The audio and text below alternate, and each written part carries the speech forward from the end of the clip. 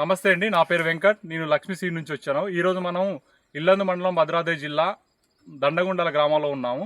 ఈరోజు గొగ్గెల రాంబాబు అనే రైతు మొక్కజొన్న సిక్క వెరైటీ వేసిండు. దాదాపుగా ఎకరం సిక్క వెరైటీ వేసిండు, మిగతాయి అదర్ వెరైటీస్ వేసిండు.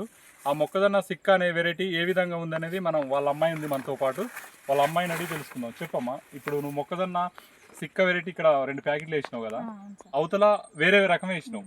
ఆ రకానికి ఈ రకానికి అంటే కంకిలో కానీ లేకపోతే పురుగు మందులు కొట్టుట్లో కానీ చెట్టు ఎదుగుదల మొక్క ఎదుగుదలలో కానీ గింజ తీసే విధానంలో కానీ ఏది మంచిగా అనిపించింది? అసలు ఎట్లుంది దగ్గరది? అదర్ వెరైటీస్ వేసా కానీ వాటికంటే ఇదే చాలా బెటర్గా ఉంది. ఎందుకు దానికి అంటే అది దానికి దీనికి పోలికేంది? అసలు ఇది ఎందుకు బాగుంది? కంకి కొంచెం మంచిగా బెండు కూడా మంచిగా లేకుండా ఫుల్గా వచ్చేసింది, గింజ కూడా దానికి రాలేదు. అందులోటి మళ్ళీ ఇది కర్ర కూడా చాలా లడ్డుగా ఊరింది, మంచి వెరైటీగా రావటం కూడా చాలా మంచిగా వచ్చేసింది కింద నుంచి పైకి.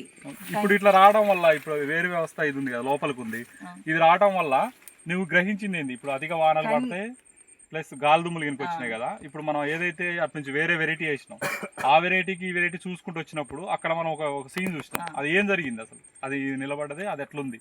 అది ఎట్లుందంటే సీడీ అనేసి ఇప్పుడు కర్ర అనేసి వచ్చేసి కింద నుంచి వేర్ల నుంచి కొంచెం సన్నగా రావడం వల్ల కంకి అనేది సన్నగా తీసింది కాబట్టి అది గాలికి కింద పడ్డది వర్షానికి. కానీ ఇది వచ్చేసి గట్టిగా ఉండడం వల్ల కూడా కర్ర కూడా మంచిగా దొడ్డిగా వచ్చింది, కంకి కూడా దొడ్డిగా ఊరి వచ్చేసింది అట్లా. ఇప్పుడైతే ఈ ఫీల్డ్ మొత్తం చూసినా, ఈ ఫీల్డ్ ఇట్లది అబ్బా, ఈ ఫీల్డ్ మొత్తం చూసినట్టయితే ఎక్కడ కూడా ఒక కంకి ఒక కర్ర కూడా కింద పడలేదు. అదే మనం వేరే పక్కన వెరైటీ చూసినట్టయితే మొత్తం ఆల్రెడీ కింద పడి ఉన్నది. ఓకే, దానికి ఇప్పుడు మనం ఇది బెండ్ చూసినట్టయితే ఇక్కడ తీసుకో, ఈ బెండ్ చూసినట్టయితే ఈ బెండ్ అనేది కంప్లీట్ గా గింజ మొత్తం వచ్చింది అన్నట్టు. గింజ మొత్తం వచ్చింది, కంకి కూడా బారుగా ఉంది, ఇట్లా ఉంటది ఈ కంకి.